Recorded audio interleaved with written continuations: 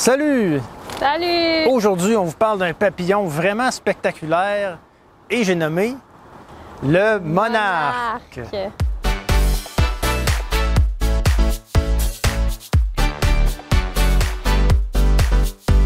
Notre histoire avec les monarques, c'est une histoire qui dure depuis plusieurs années. À chaque été, au début de l'été, là, on voit les premiers monarques qui s'en viennent au Québec, qui arrivent du Mexique, imaginez-vous. Et ils s'en viennent ici pour pondre. Et l'endroit où ils vont pondre, c'est sur les asclépiades, qui est une plante avec, il y en a derrière moi, là, c'est des grosses feuilles vertes, puis ça fait des petites fleurs roses.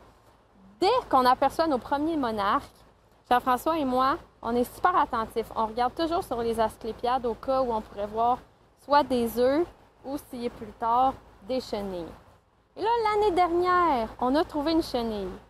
Tout content, on l'amène à la maison. On rate le moment où elle se transforme en chrysalide. Fait que là, on est un peu déçus, mais on se dit, au moins, on va peut-être pouvoir filmer quand elle sort de sa chrysalide puis qu'elle devient un papillon.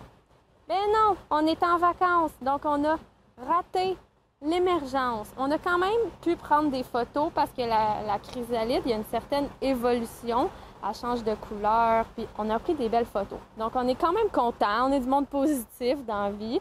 On s'est dit, on va se reprendre l'année prochaine, qui est cette année. Cette année, on trouve 2 chenilles de monarques. Tout content, on les installe. On réussit à filmer quand la chenille se transforme en chrysalide.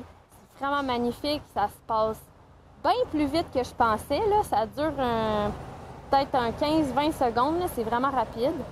On est content, on n'a pas réussi à prendre notre bonne caméra, mais c'est pas grave, on a des belles images. On installe les chrysalides, on s'en va en vacances en se disant c'est des petites chrysalides toutes fraîches, là. On a le temps d'aller en vacances. Ben non, on est revenu! C'était des monarques dans l'aquarium! On a encore raté pour une 2e année consécutive l'émergence du monarque, de sa chrysalide. Mais c'est pas grave, on est du monde positif dans la vie. Donc, on se reprend l'année prochaine pour, espérons-le, réussir à filmer l'émergence du monarque. Quand je vous disais que le monarque est un papillon vraiment spectaculaire, bien, c'est pour 2 raisons. Premièrement, évidemment, la migration entre le Québec et le Mexique, qui est de plusieurs milliers de kilomètres. Pensez-y, là, pour un insecte, c'est quelque chose. Puis deuxièmement, il y a une caractéristique, c'est son alimentation. C'est que le monarque pond sur des asclépiades. Il y a des différentes espèces d'asclépiades. Habituellement, c'est celle-ci, l'asclépiade commune.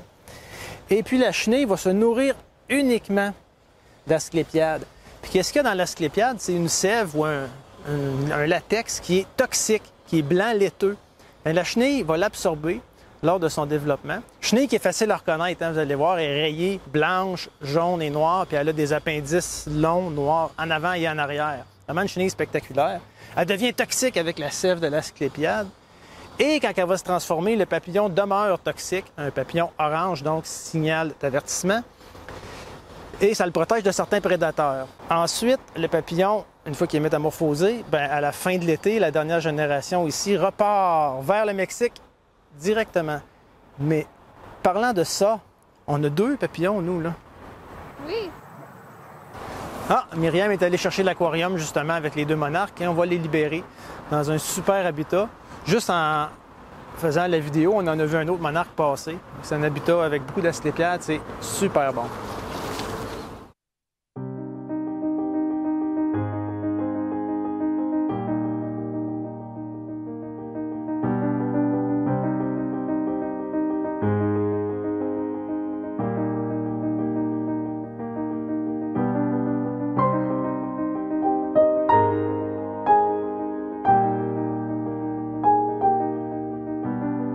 Donc peut-être que notre histoire, ça vous fait réaliser à quel point, des fois, filmer certaines scènes, quand c'est des choses de la nature, c'est pas toujours évident. Si vous avez réussi à filmer quelque chose du cycle du monarque, on est vraiment impressionnés et on vous invite à le partager sur notre page Facebook Folle Bestiole.